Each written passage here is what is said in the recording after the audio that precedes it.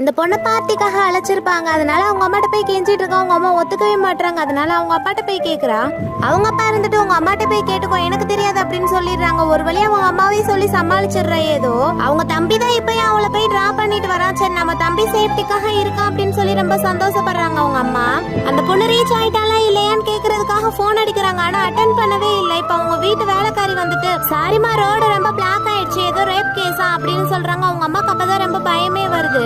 அந்த பொண்ணோட ஃப்ரெண்ட்ஸுக்கெல்லாம் அடிச்சு பாக்குறாங்க. ஆனா யாருமே ஏன் கூட இல்ல, இவங்களுக்கு கூப்பிட்டு பாருங்க அப்படின்னு சொல்லி கட் பண்ணிடுறாங்க. நியூஸ்ல எல்லாமே அதை பத்தி தான் சொல்லிட்டு இருக்காங்க. அதை பார்த்து வேற அவங்க அம்மாக்கு ரொம்ப பயமாயிடுது. சரி நான் உங்க பையன்ட்ட சொல்ல போனா அவங்க பையன் எதுவுமே தெரியாத மாதிரி ரொம்ப கேஷுவலா இருக்கான். அவங்க அம்மாவை தான் போட்டு திட்டுறான். இவங்க வேற வழி தெரியாம போலீஸ் ஸ்டேஷன்ல போய் கம்ப்ளைண்ட் கொடுத்துறாங்க. இப்படிதான் இருப்பான் என் பொண்ணு, நானும் அவங்க லெட்டர் மட்டும் எழுதி கொடுத்துட்டு போங்க, அவங்க பார்த்துட்டு என்னன்னு சொல்லி கூப்பிடுறோம் அப்படின்னு சொல்றாங்க. ஆனா முன்ன வந்தவங்களுக்கே பதில் இல்ல அப்படின்னு சொல்லி அனுப்பிடுறாங்க.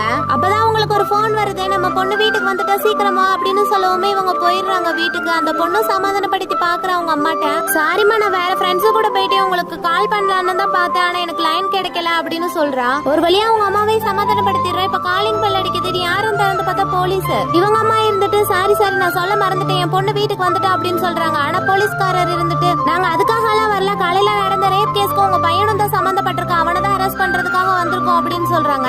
உங்க அப்பாவும் அவங்க அம்மாவும் என் பையன் அப்பெல்லாம் பண்ணிருக்க மாட்டாங்க அப்படின்னு சொல்லி கெஞ்சுறாங்க. ஆனா அவங்க கேட்கவே இல்ல. அப்பதான் அவங்க அம்மாவை யோசிக்கிறாங்க, நம்மளும் வீட்லயே ஒரு பையனை இப்படி வச்சிருக்கோமே அப்படின்னு சொல்லிட்டு ரொம்ப அசிங்கப்பட்டு கவலைப்பட்டுட்டு இருக்காங்க.